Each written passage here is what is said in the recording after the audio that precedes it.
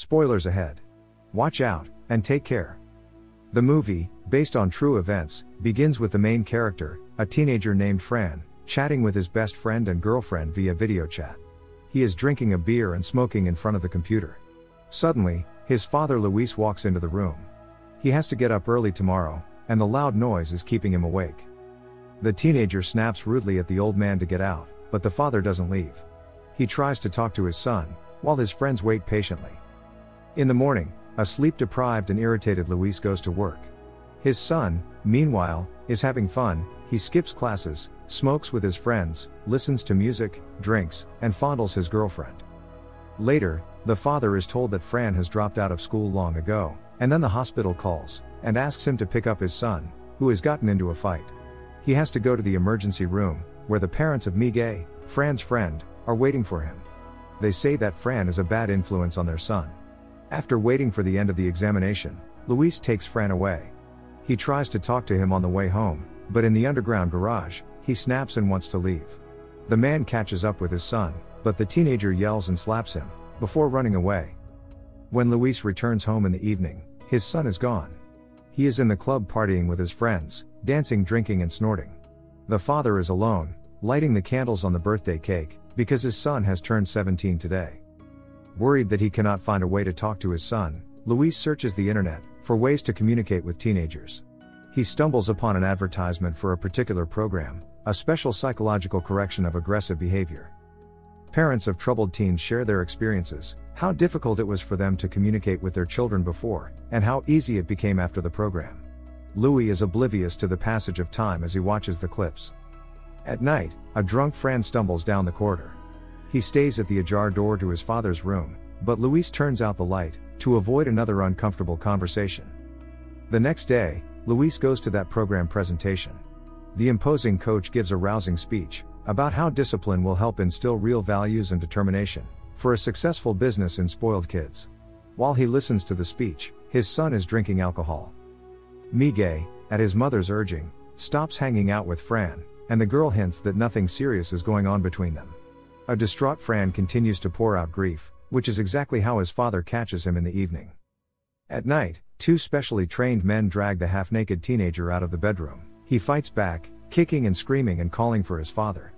But Luis has already prepared a suitcase of belongings, and escorts his son to boarding school at the door. The boy is thrown into a minivan, and driven along a scenic serpentine road away from the city. There he is met by Father Oscar, the main educator.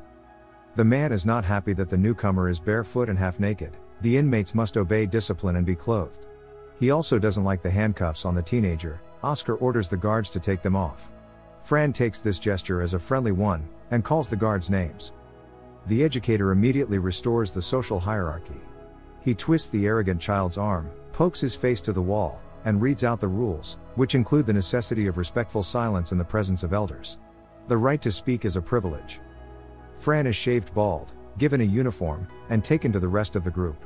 The boys, with blood marks on their chins, watch the daily video, as they greet the newcomer with a rehearsed chant. When Fran tries to talk to someone, Father Oscar presses pause, and the kids jump up from their seats, reciting the rule of silence. Fran is baffled by this consistency, looks around dejectedly, realizing that they are not kidding. The rest of the routine consists of strictly regulated, community service-oriented labor, such as collecting clothespins and serving group lunches in the mess hall. Fran takes a closer look at his new comrades, trying to memorize the obligatory shoutouts. They are shown commercials on TV, in which psychologists drum into their heads these ideas about acceptable behavior. Father Nando also stands out among the educators. Oscar reprimands him for his appearance and chewing gum, which can set a bad example for the pupils. The teenagers also talk to a psychologist, who asks them not only about their underlying fears, but also about their relationship with their parents. Fran confesses that he misses his father, but he is saddened by the fact that Luis never really showed fatherly love. He also mentions his mother, who left the family when he was just a little boy.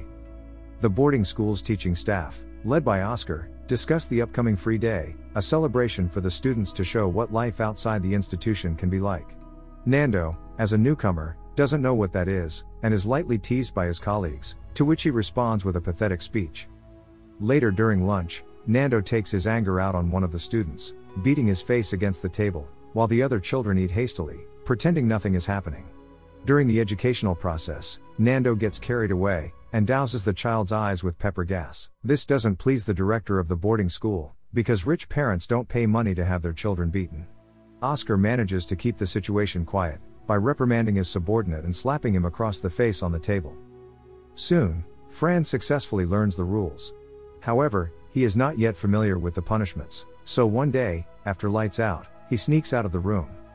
Unnoticed by the guards, he descends to the floor below, where he finds the sensory deprivation ward, a place of total or partial isolation from the outside world. Even simple conversations are forbidden here. In one of the rooms, he sees a teenager tied to a gurney, his eyes and ears closed, leaving him alone with his thoughts. Fran takes off his mask and headphones, and the poor man shouts at him, to kill him out of pity. Frightened by this reaction, Fran runs back, but the guards spot him. An alarm is raised and a manhunt begins. The hero hides in a corner, and when the guard enters, he lunges and beats him, until the backup twists him up. For this act, Father Oscar sentences the entire group to punishment. The boys are laid face down on the floor, with their chins resting on the ground. While they lie motionless, the wardens occasionally turn on the lights and loud music. That's a situation reminiscent of an episode of Pokémon, which causes epileptic seizures. After serving his sentence, Fran gets a bloody mark on his chin. At the same time, the children's parents gather for their own rehabilitation program, led by psychologist Helena. Luis tells them that he cannot talk to his son, to which the doctor replies that dialogue involves the involvement of two parties.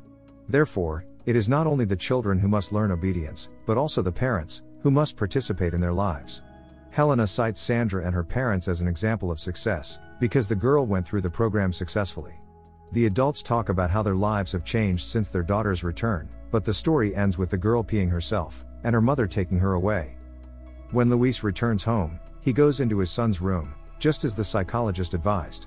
On his computer, he watches a music video of his son fooling around with his friends. Luis himself is among the flashes of footage. The offspring secretly filmed it at work. The clip makes the father smile, and the next morning he goes to the boarding school to take his son. However, Oscar shows him the video of Fran beating the guard, and convinces him that his son isn't yet ready to adapt to society.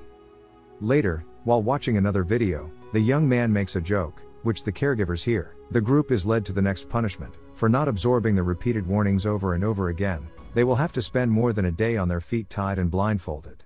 Only the one who lasts the longest will pass the test, the rest will be sent to the sensory isolator. Those who fall or crouch are eliminated.